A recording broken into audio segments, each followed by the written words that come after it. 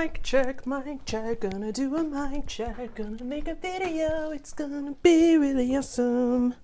Mic check done. Hey humans, it's Hannah. I'm about to ruin everybody's fun, and I'm just gonna demolish this internet mystery, basically. We're gonna dive into BlankRoomSoup and that creepy video that scared the internet and still scares people and is so creepy. There's still reaction videos and investigations and yada, yada, yada. It's upsetting. I will show a small clip of it here so that you can kind of get a feel for how creepy this is.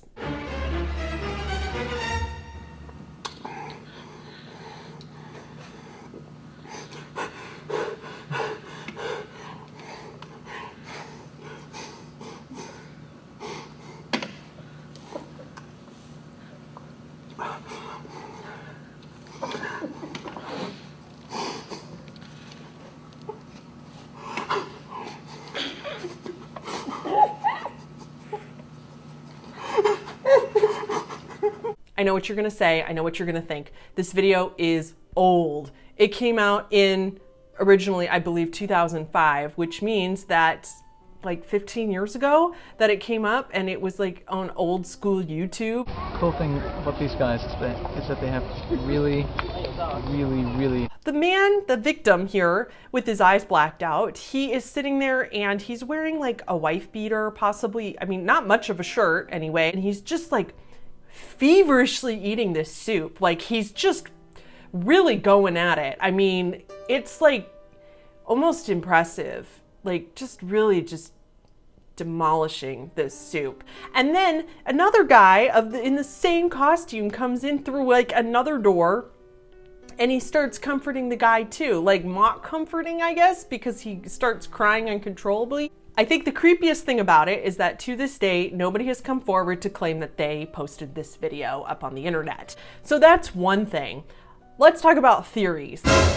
One theory that I particularly like is that it's a fetish video, and that the man, since he's not really wearing a shirt, or he's not wearing much of a shirt, it's just this really weird fetish for one of the people involved in the room. We won't get that far into it, but another theory is that this man is being held captive by these two people in the suits, and he's eating the soup so feverishly because he is so hungry because they haven't fed him. And then along with that theory, it has evolved into maybe he's being held captive. Those two people that are holding him captive killed his wife and then basically chopped up her body and used her body in the soup and is now making him eat it. That part would make sense because he is so upset eating this soup. I think this is just evolved though. It's weird. I don't know where there's proof of this. I think this is just kind of an urban legend that has evolved over the years, over the internet, like telephone, and it just keeps evolving from there. I haven't seen anything in my research that actually shows that was ever, that anybody, because if nobody's came forward, how would anybody know that? I think that's just something that people have speculated, and then it kind of became fact because it was so creepy, people kept perpetuating that story. One of the other theories that I really like about this video is that maybe he's not crying, maybe the victim is laughing. Let's watch a clip again. It is possible he's laughing. We wouldn't know because his eyes are covered, and that's really what gives that away. But to me, it almost sounds like laughter. It almost does. And if that is the case, that leaves a whole new level to this video. And maybe we could go back to the fetish thing, because that would make more sense to me if he was laughing. And then one last theory is that people think maybe it is just soup, or maybe the man knows that they are going to kill him very soon, and they've told him that, and so he's crying so much because he knows it's like his last meal. It might be both. It might be that it's his wife in the soup, and because she's dead, they know that they're going to do the same thing to him. So it's both. It's everything. Maybe it's a fetish with all those things. Who's to say? It's probably not all of the things. It's probably not all. There's a very popular video that some of you may have already seen by Rainbot, is the YouTuber, and Rainbot did this really wonderful video, very popular, taking a deep dive into this, and actually contacted the person that made these costumes that are depicted in the video. A man named Raymond Percy was tracked down and found that he is a performance artist, and he's the creator of these kind of characters, and he's done lots of other things in his career. And Rainbot was able to track Raymond Percy down and ask him what the deal was. Raymond said that he was the creator of the costumes. He made them kind of in his image in order to kind of express his feelings of sadness and loneliness. And that's originally what they were. And then they'd go around doing shows with these characters. After one of Raymond's live shows, he had found that 2 of his Ray Ray character costumes had been stolen, and he had no idea who it was. But he assumed that maybe it was somebody who had watched the show that was in the audience, because why would anybody else steal them, I guess? I mean, right? Raymond, you know, he was obviously devastated that his costumes got stolen, but he had just made more. They had just produced more of them, so they were able to keep performing. And then sometime after that, he receives an email, just a personal email from him, depicting the video from the beginning, the really creepy video. And he says and claims that he's gotten other video clips over the years from them as well. And that was what that's where the video originally came from. And then he posted that video on YouTube because he wanted to share it with his friends and see what they thought of it and what it could possibly be. There's also a second part of the video that was sent to him that does circulate the internet, and it's also, I mean, you can look it up. It's just as disturbing as the other one. It depicts a similar situation, except the one of the creatures coming out, it's really upsetting, comes out and basically is going to attack him and basically shows that they're going to kill him. So it's, you know, what you'd expect from evil creatures like that. Superhero Bro, another YouTuber, made a video on this, and he did the story in his video about how a hacker contacted this, you know, this guy that investigates horror and stuff like that, who, you know, the details are boring. And his name was Mr. Enigma, and Mr. Enigma had been contacted by the hacker that claims that he was one of the people that originally stole this costume, and was basically saying, so I'm actually going to read this quote because there's a great article from theghostinmymachine.com by Lucia wrote this article.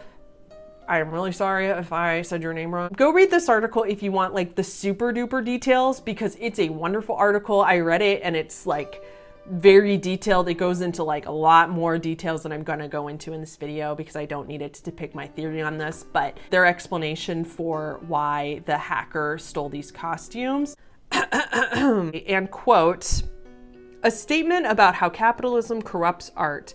In stealing the suits, he freed Ray Ray. That is, he freed the magic of art from the corruption of capitalism. Like that the hackers stole it and that they made these creepy videos, sent it to the creator, and basically as like a fan letter, a fan video, that they just wanted to make their own art and impress him as well and kind of just like make it creepy. Well, you know, mission accomplished on that account, buddy. The person that wrote this article has a very compelling argument for the fact that all of that the hacker had said to Mr. Enigma is unverifiable. So we don't know if that holds any weight whatsoever.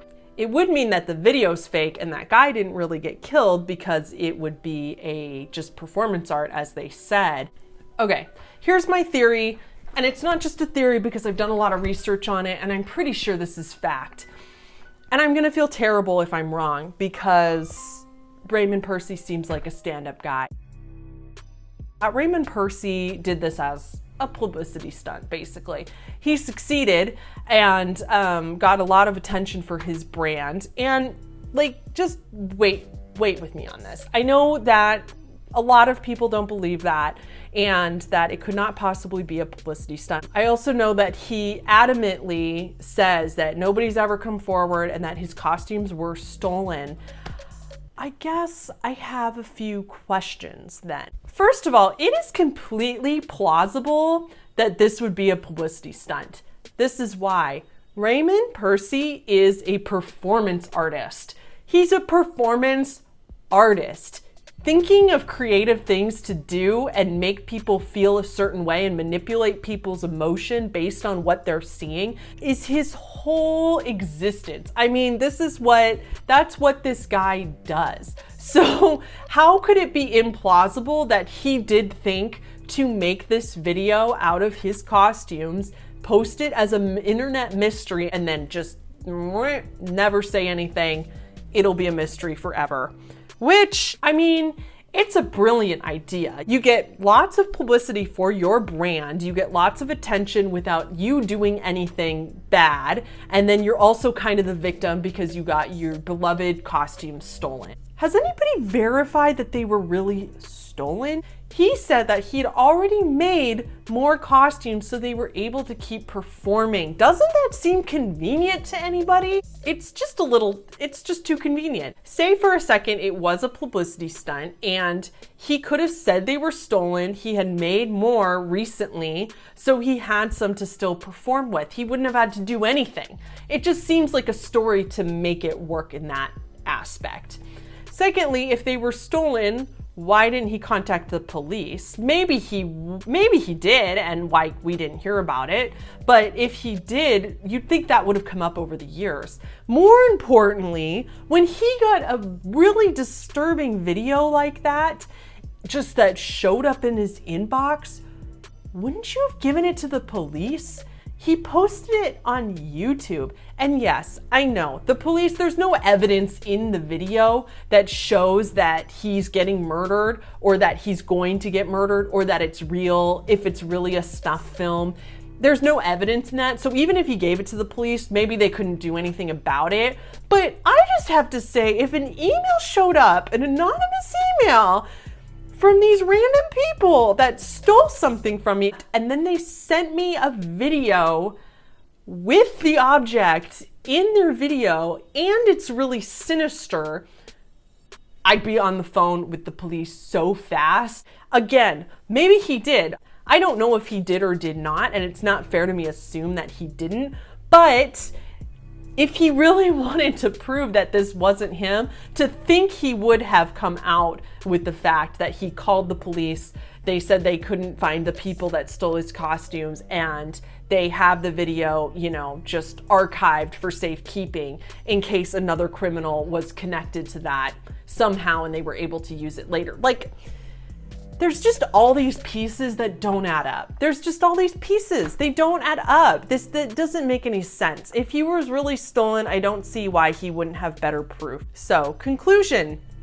It creeps us all out because it's the unknown, because nobody's come forward to really say who did it. And those are all very scary things. It remains this internet mystery, which I love. I love internet mysteries. I think they make the freaking world go round, because what else would we talk about after work if we didn't have weird crap that happened on the internet to distract us from our stressful lives? So to me, it's just highly unlikely that this was anything more than that. If it was really that sinister, I do think that the police might be involved in some way. There's just no way. And I will admit that to me, this is all speculation. It's just backed by a lot of things that all circumstantial things that all seem to line up to match my theory. Thank you to my tiny 13 subscribers. I really love you. I appreciate that you subscribe to my channel. If you liked this video, please throw me a like.